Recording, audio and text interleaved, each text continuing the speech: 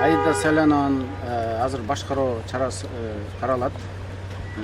Башкаруу чарасы каралууда адвокаттары кичинекей Ымыркай 2 жашар кызын эске алуу менен ал Аида эч жакка качып кетпейт. Тергөө менен мындай кызматташат. Аида буга чейин мындай кылмышкер эмес, ал мамлекеттик коомдук ишмер, экс ген прокурор. Ошондуктан ушул жагдайларды эске алып, Аида Жеңишбековнанын башкаруу чарасын үй камагына чыгаруу өтүнүчү менен азыр адвокаттары сотко кайрылат. Сот кандай жыйынтык кабыл алат азыр белгисиз.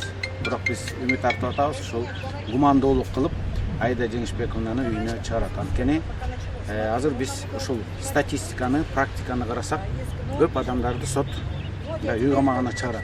Кандай себеп менен, кандай критерий менен, кандай көз караш менен андай чара колдонулат. Мындай ал соттун аберине, анан соттун бир өзүнүн внутренний убеждениясына каралып атат. Ошондуктан биз да үмүт кылып атабыз, Аида Жеңишбековна бүгүн үй камагына чыгат деп. Мындан ары кандай болот, аны эми сот чечет. Аида Жеңишбековна эгерде мына азыр ар кандай маалымат келип атат, Аида Жеңишбековнаны ошол СИЗО 1ге алып барат экен, анан ГКМБга алып кетпейт экен деп. Эгерде СИЗО 1ге алып кетсе, анда бул түздөн түз Аида Жеңишбековнага моралдык, психологиялык кыйноолорду көрсөтүп, тергөөгө керектүү бир көрсөтмөнү алууга мажбур болуп атат деп. Ошондуктан жалпы тергөө органдары уят болуп калат. Биз ошону эскертип атабыз. Анткени эл келесо эмес, эл билип коет. Аида Жеңишбековнаны алып барып ошол СИЗО 1ге кылмышкерлердин арасына камаганы бул Аида Жеңишбековнага болгон мындай кыйноо деп биз баалайбыз. Ошондуктан андайга мен ойлойм, эми соттор, укук органдары жол бербейт го деп. Инисинин ишине байланыштуу болушу мүмкүнбү? Кандай инисин? Инисинин ишинде болсо Аида как жалгыз ушул мыйзамдуу өкүл болуп каралып аткан. Эми Аида Жеңишбековна эгерде камакта болсо, инисинин ишине дагы тоскоолдуктар болот. Анткени ал жерде дагы ушул кандайдыр бир саясий заказдардан улам иниси өлтүрүлгөн деген дагы сөз, божомол бар да. Мен баягы мындай таккес айта албайм, аны сот аныктайт. Бирок ошондой божомол жок эмес, бар. Ал жерде кылмыш ишинде ошо өлтүргөндөрдүн бирөө бизди жогору жактан буйрук берген. Эгерде камалбайсың деп айткан деген показанияларында сот иликтеп атпайбы? Ошондой маалда дагы Аида Жеңишбековнанын мыйзамдуулукту камсыз кылуу үчүн, ушул бир өмчөй болуп калбаш үчүн Аида Жеңишбековнанын инисинин өлүмүнө дагы сотко качып турганга мүмкүнчүлүк бериш керек. Негизи алып караганда бул жерде гумандуулук деп айтып атпайбы? Гумандуулук бир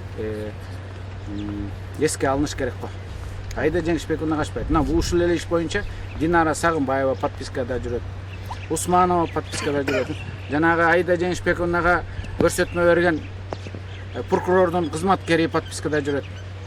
Анан алар подпискада чыгып, эмне үчүн Аиданы алып барып камап коюш керек? Мына суроолор ушинтип эле жарала берет. Ошондуктан биз айткан жокпуз да. Таптакыр эле ишти токтотуп коелу. Туура ишти иликтеш керек, иш каралыш керек, күнөөлүүлөр жазасын алыш керек. Биз ага кошулабыз. Ага бардыгы эле мындай мыйзамдуулукту элдин бардыгы талап кылат да. Бирок мыйзам баарына бирдей иштеш керек. Мыйзам спекуляция болуп, бирөөнү иштеп, бирөөнү иштебеш керек.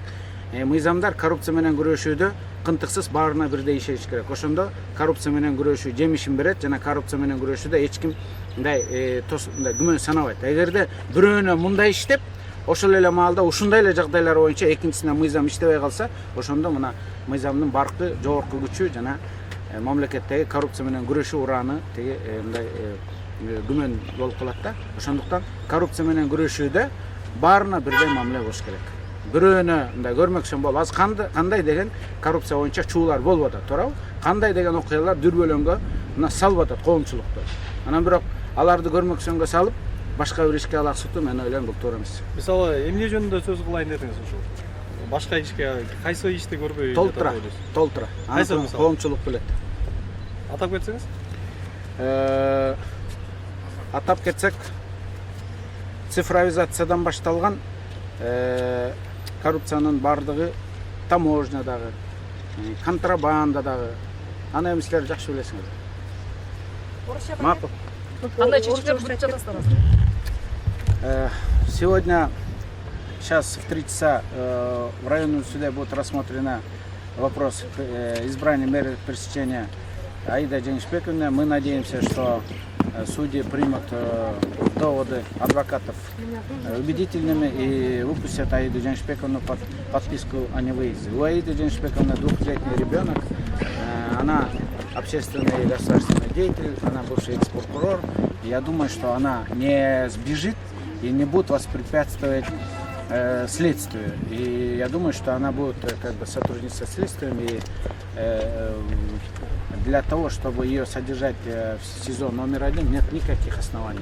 Сейчас идут разные разговоры о том, якобы, что ее хотят перевести на СИЗО номер 1. Если переведут ее в СИЗО номер 1, то это будет расценено однозначно о том, что ее хотят оказать морально-психологическое давление для выбивания нужного для следствия показаний.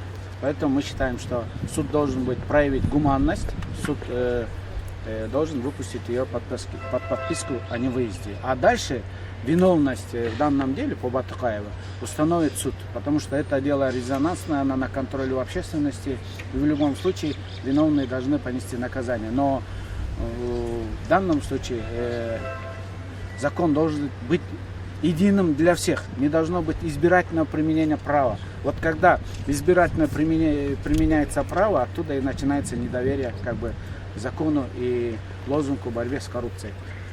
Поэтому я думаю, что при борьбе с коррупцией подход должен быть единый для всех, не должно быть как бы избираемых или там каких-то неприкасаемых.